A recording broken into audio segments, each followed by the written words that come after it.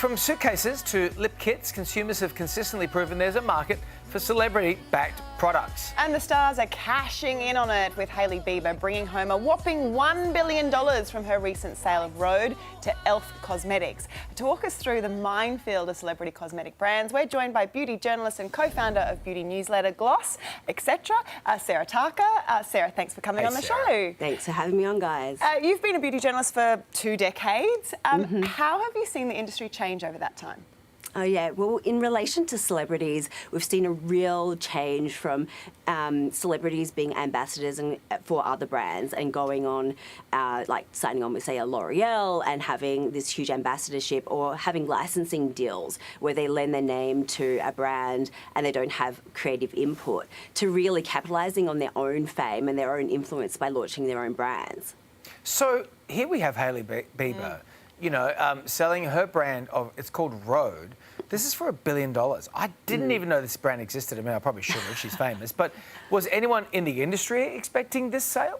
I mean, look, that price tag is amazing. The brand is only 3 years old and it's not even in Australia yet. But from a perspective of, is this sale unexpected? I would say no, because the thing is, what's easy to forget is that Hailey didn't launch this brand on her own. She's got 2 co-founders, and they're both very experienced marketers and brand experts and have worked with celebrities before. So there's people behind the scenes making this all happen. And for me, it's more like the Skims playbook, but for beauty. It's like she might be the face and she's the marketer and ambassador, but there's people behind the scenes really making it happen. I was about to say, so this really feels like, to me, like a real trend that's happening now. It's like if you are famous or, have a fame proximity, what you can do is hire people to elevate that into $1 billion product. And that's, so there's no real, organic, I'm part of this brand. That's right. And I mean, she's an excellent marketer and it's a really great brand fit. But just like the Skims and Kim Kardashian thing, like there are people with business know-how behind the scenes actually making this happen. I mean, 3 years to sell for $1 billion in 3 years is astounding. Yeah, right. Well, there's so many brands out there, that we see them come and go without making a huge mark on the beauty market. Which ones do you think are here to stay? I mean, Fenty Beauty by Rihanna, like that was launched in 2017 and it still remains one of the most popular brands. It really was a trailblazer in the market. Actually, I mean, Rihanna makes most of her money from Fenty Beauty over her music. So that's just testament to how good and successful the brand is. Rare Beauty by Selena Gomez, again, it's great innovation, excellent products, and really true to, I think, what Selena Gomez is about. She donates a percentage of her profits to a mental health charity, which is very aligned with who she is. House Labs by Lady Gaga has just launched in Australia. I think that that's going to be a really big one.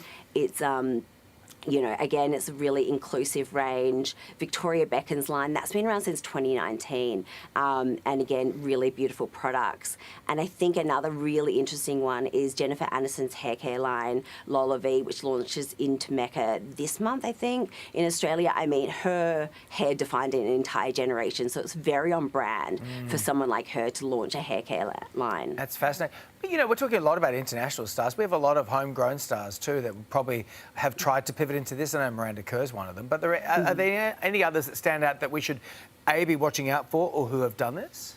Well, I think with Australia, it's more like kind of like an influencer-led launch. Obviously, go-to is Foster Blake. That's obviously huge. And then there's this great brand called Saint Sage by Emmylou McCarthy, and she's just launched it. That's a really great brand as well. But we don't have as many celebrity-led brands. Like Miranda Kerr's Cora is probably one of the leading ones. And it seems like we can't get enough of it. I mean, teenagers, they're obsessed with beauty products. Or even younger. Yeah, and tweens. even younger. So is that kind of what's driving this as well, this demand? Well, I think with Rhode especially, like I really feel like Rhode is the Glossier of Gen Z. It just tapped into the zeitgeist and was the right mix of affordability, product innovation, and also the right celebrity. Like, every Gen Z wants what Hailey Bieber is selling, and it's nothing to do with Justin Bieber. It's nothing to do with her parents. It's, you know, it's the $50 smoothies that she's selling in that American market. Yeah. It's the donut glazed skin. It's her outfits. It's just the right mix of everything that came together for Rhode specifically. But that doesn't mean that all celebrity beauty brands are going to be doing that well. I mean, Blake Brown, the Blake Lively hair care line, is in all sorts of trouble at the moment. I mean, she's in all sorts of trouble, but her hair care line is in all sorts of trouble. Even Ariana Grande's brand, REM, is in a bit of trouble at the moment. So sometimes they can push it too far. What about, you know, we were talking about like young girls, really young girls now going to Mecca. I've got a 10-year-old. She loves going to Mecca. We don't let her go too much, but it's a real trend now. Is there a fear that we might be looking at a really, really young influencer all of a sudden becoming $1 billion brand through this sort of makeup stuff? Because that is a burgeoning market. Look, I'm not really sure about that. The thing about teenagers, and I worked with teenagers for 9 years as an editor of a teenage magazine. And I think that the thing about teens and tweens is that they always want to age up. You never want to be, like, a 10-year-old always wants to be 14 and a 14-year-old always wants to be 18. So I think that that's where that gap sort of happened, is that, you know, 16-year-olds are looking upwards, and so that's why they were reaching for sort of the older brands.